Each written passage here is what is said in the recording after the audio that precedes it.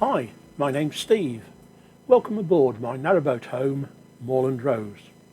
Please join me as I take a slow boat through Britain.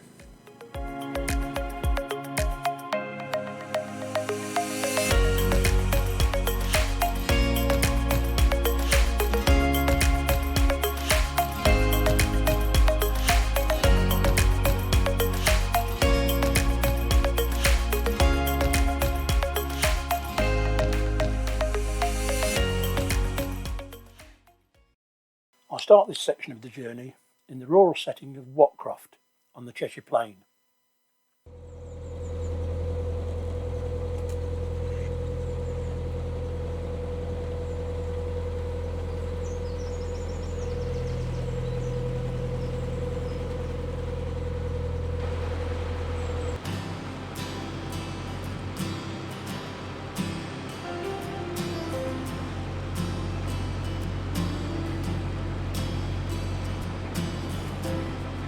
It's a bright sunny day and ideal for cruising.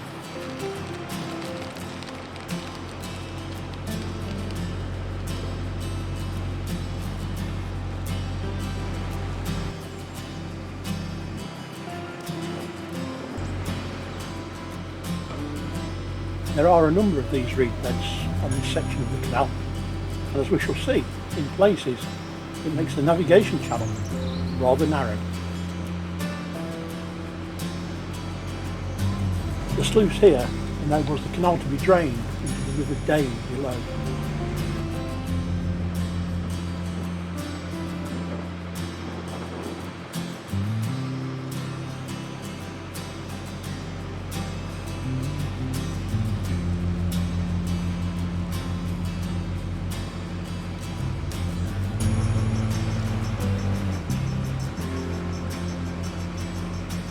Bramble Cuttings is a picnic area.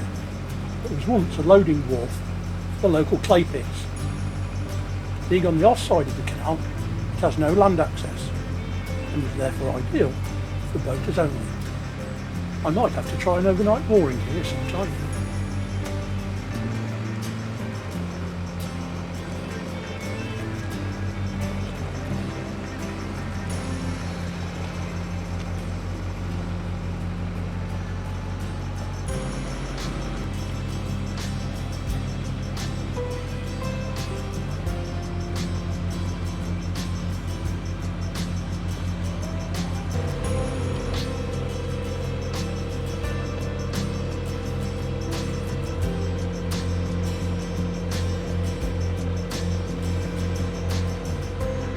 There are a number of these flashes along the northern Trent and Mersey, caused by subsidence from the salt workings, but it's not wise to take your boat into them, as they can be very shallow.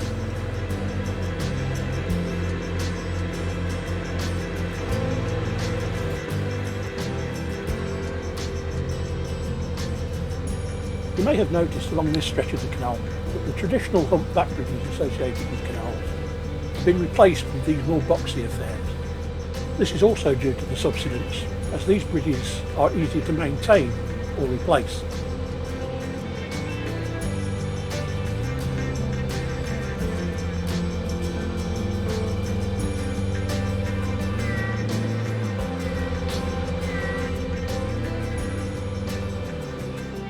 Croxton Aqueduct was once a broad beam structure, but that was washed away by floods in the 1930s and replaced by this narrower structure, which prevents the broader boats from reaching Middlewich.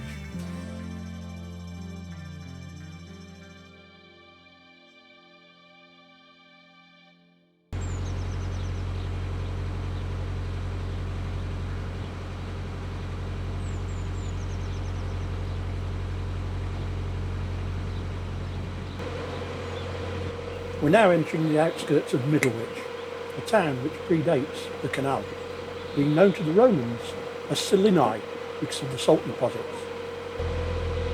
It was those salt deposits which caused Middlewich to be such an important canal hub.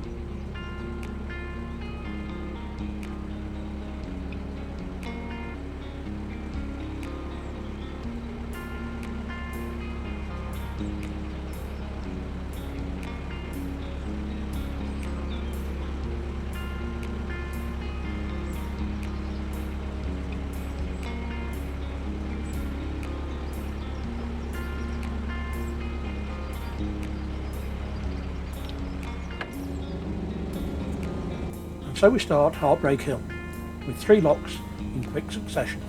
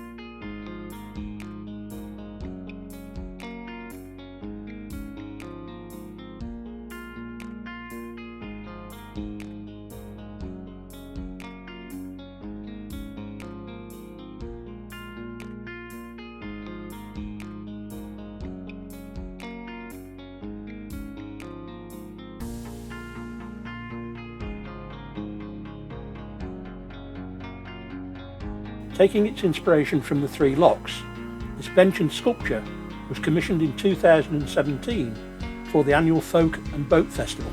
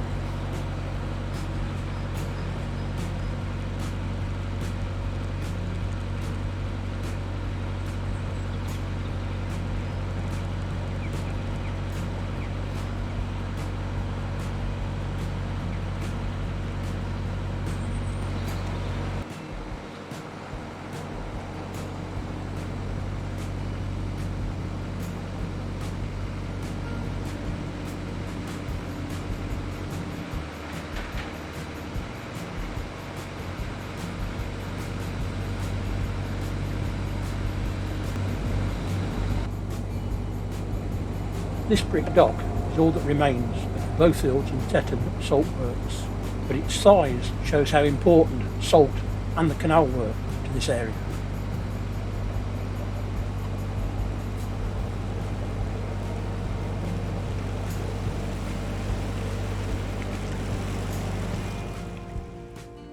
It's not long before we leave the old industrial areas behind and enter rural Cheshire, although the A533 does run alongside for quite some way.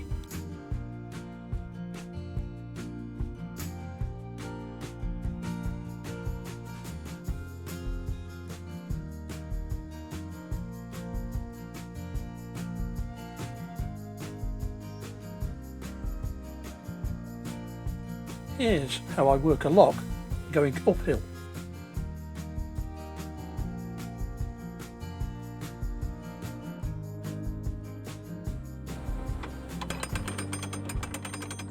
With the lock full of water, the first thing I need to do is open the lower gate paddles.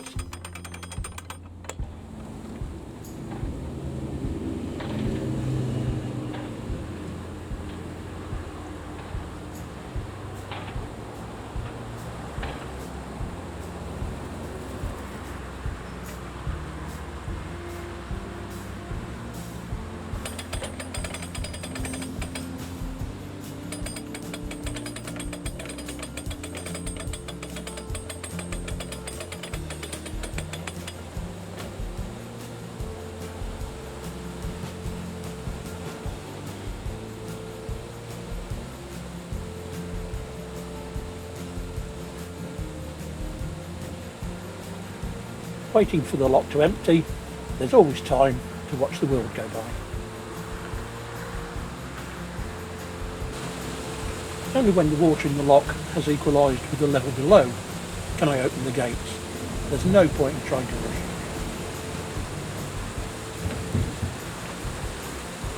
Forgetting to close the paddles would be embarrassing, because when you came to fill the lock, the water would just flow straight through. Time to bring the boat in. Mind the paintwork? On these narrow locks, you often have at least 2 each by side. With the boat in the lock and the centre line secured to a bollard, no, it's not tied to the grab rails on the ladder, I can close the gates.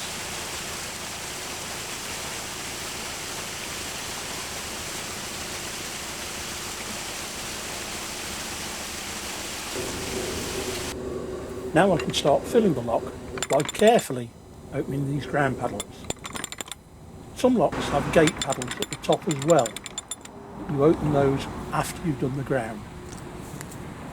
A quick check to make sure the centre line won't pull too tight as the boat rises.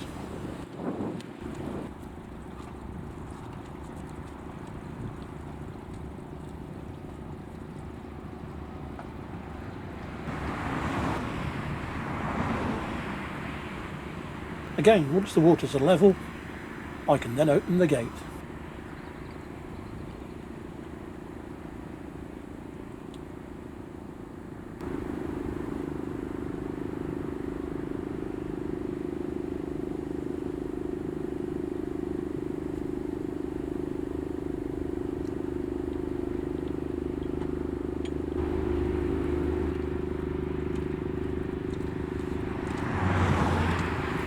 With the boat leaving the lock under its own power, I can close the ground paddles. All I need to do now is close the top gate, jump aboard and find a mooring for the night.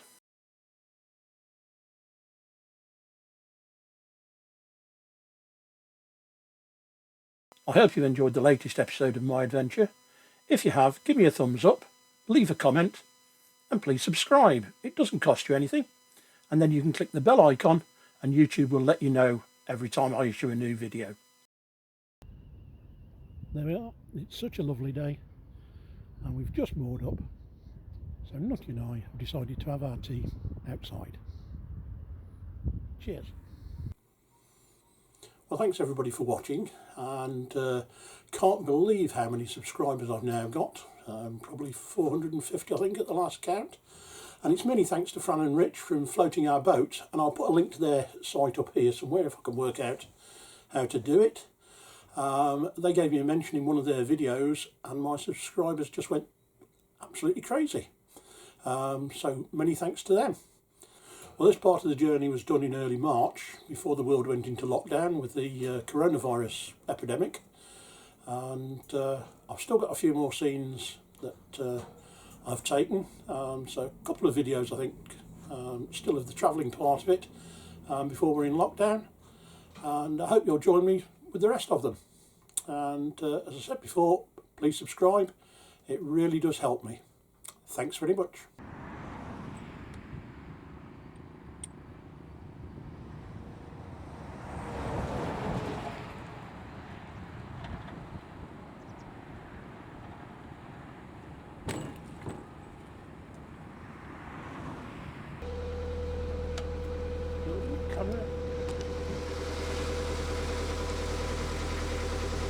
And so we start Heartbreak Hill with 3 locks in click 6.